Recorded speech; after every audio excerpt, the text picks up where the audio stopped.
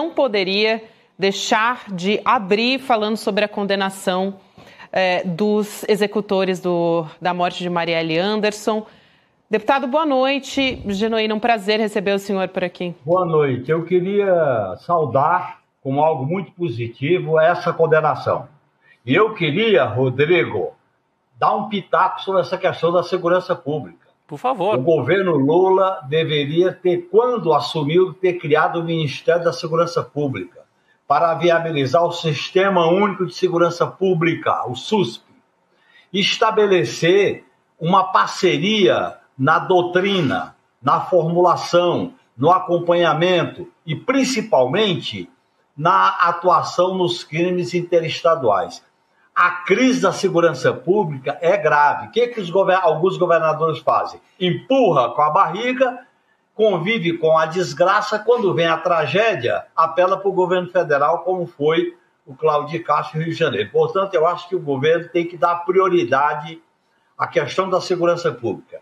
E uma segurança pública preventiva, inteligente, uma segurança pública que coordene as várias polícias, Polícia Federal, Polícia Militar, Polícia Civil, Guarda Municipal, e uma segurança pública que crie legalmente uma Força Nacional de Segurança Pública, que essa que está aí é apenas formalizada, não tem uma constituição de treinamento, de preparação. Portanto, eu acho que essa iniciativa do governo de preparar essa PEC é positiva, mas tem que avançar mais ainda para enfrentar o tema da segurança pública. E esse tema, o Lula sempre tratou dele, inclusive em 2002, quando foi candidato e ganhou.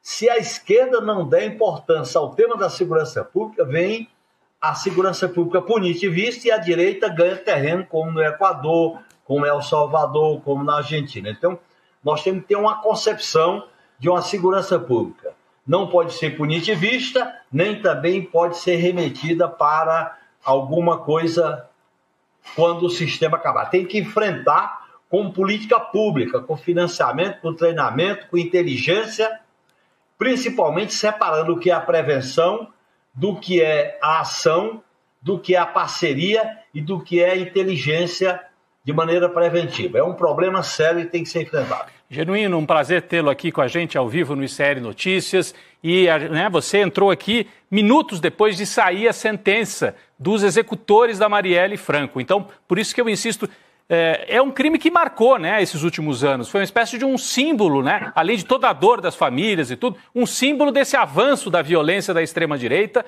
E agora os dois executores condenados com penas altas pelo Tribunal do Júri. Eu queria ouvir rapidamente você sobre a importância também simbólica dessa condenação. Rapidamente, Rodrigo. Lembre-se da intervenção federal no Rio de Janeiro das Forças Armadas com o general Braga Neto. Sim, exato. Lembre-se que não explicou após a intervenção o que tinha acontecido. Veja a autonomia das milícias, do crime organizado. Esse é o grande risco que alguns estados estão correndo, como o caso de São Paulo. Portanto, segurança pública tem que ser tratada não com a GLO das Forças Armadas, tem que ser tratada como uma polícia desmilitarizada, inteligente. Quando eu falo desmilitarizada, não é acabar com a pena, pelo contrário, é ter formação, é valorização, é um trabalho de ação presencial, de maneira inteligente e em parceria com os governadores. É um absurdo os governadores não querem essa parceria. Sim. É uma visão ultrapassada, arcaica. Tem que ter parceria num país continental como o nosso, que o crime hoje ele não só é interestadual, como ele é internacional. Eu queria só, Chico, o Chico Sá está aqui com a gente rapidamente. A gente vai depois voltar ao caso da Marielle Franco com a Juliana Dalpiva, que entra direto do Rio de Janeiro com a gente. Mas importantíssima a presença do Genuíno nesse momento de pós-eleição, Chico. Para a gente fazer um balanço. Tem muita gente dizendo no PT, Genuíno, eu queria te ouvir sobre isso.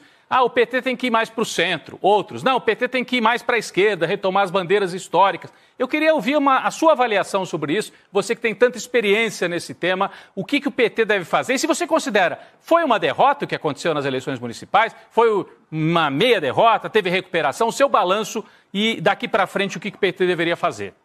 O meu balanço, Rodrigo, eu sou contra essa ideia de catástrofe. essa ideia de derrota catastrófica e o que a esquerda está sitiada, não. Para a gente fazer uma avaliação, nós temos que situar o período histórico. O período histórico começa em 2016 com o golpe contra Dilma, começa com a prisão do Lula, continua com a eleição e o governo do Bolsonaro. E o PT foi alvo de uma criminalização violenta. Portanto, para me avaliar em 2024, eu tenho que situar o período histórico. E esse período histórico, nós tivemos a eleição de 2024, que foi uma vitória contra a extrema-direita, mas nos marcos de uma aliança muito ampla. E essa aliança ampla favoreceu as duas direitas, a extrema-direita, que passou para a ofensiva a partir do 8 de janeiro, e a direita neoliberal, que ganhou essa eleição. Mas a esquerda, particularmente o PT, ele recuperou a iniciativa política ainda num quadro de resistência. Olha bem, recuperou a iniciativa política num quadro de resistência. Ele soube fazer enfrentamento em algumas cidades importantes, em algumas capitais, errou em Salvador, Belo Horizonte, Curitiba, acertou em São Paulo, acertou em Fortaleza, acertou em Natal, acertou em candidatura à esquerda em Porto Alegre, portanto, em várias cidades que nós temos. Então, eu não estou com essa visão de terra arrasada. Eu acho que o PT iniciou um movimento de retomada da iniciativa política. E essa análise tem que ser situada no período histórico, Rodrigo. Quando você analisa um fato, você tem que colocar a árvore e a floresta, e não analisar só a eleição de 2024, até porque essa eleição, ela se dá após a vitória do Lula de 2022, num quadro de uma aliança amplíssima. Então é necessário que o PT continue numa atuação com as bases, faça uma revisão da sua linha política, dos seus métodos de atuação, e se o PT tivesse levado à frente as resoluções do 6º Congresso de 2017, certamente a situação podia ser bem melhor. A maioria do PT adotou uma linha de moderação, de aliancismo, e essa linha, no meu modo de entender, não foi capaz de garantir a mobilização, a vitória do PT em vários municípios nessa eleição. Portanto, nem tanto ao céu, nem tanto à terra. Perfeito. Nem a catástrofe, nem também o oba-oba. Botar os pés no chão, porque o PT levantou uma militância ativa, elegeu vereadores de uma nova geração, ganhamos Fortaleza, Natal teve uma liderança jovem, que é promissora. Portanto, eu tenho que analisar as indicações positivas num quadro de derrota. Essa derrota vem de onde? Não de 2024. Essa derrota, Rodrigo, vem de 2016. Perfeito. O PT está nesse período histórico que a gente tem que analisar. O Genuíno, o Chico... Fala, Chico. Genuíno, boa tarde, bom ter um representante de Quixeramobim aqui com a gente hoje. Muito obrigado pela participação. Eu vou voltar ao tema que a gente abriu o programa de hoje. O Lula é ou não é candidato em 2026? Que é uma especulação que está muito forte no dia de hoje. Essa especulação não tem sentido. Essa especulação é fora de tempo, é fora de época.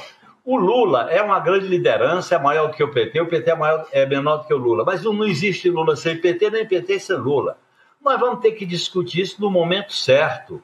Eu acho que a tendência é ele ser candidato. Aí nós vamos ter que conversar com o Lula. O Lula é um militante do PT.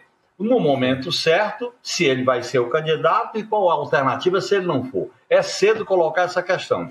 O problema principal agora, companheiro, é o PT abrir um grande debate com a militância para fazer a renovação da sua linha política, dos seus métodos de atuação, da sua estruturação, da sua relação com os movimentos sociais, com a sociedade, ter mais autonomia em relação ao governo. Portanto, Rodrigo, eu acho que o PT tem que fazer um certo giro à esquerda e pressionar o governo, apoiando, mas pressionando, para o governo não ir de vez para uma visão liberal.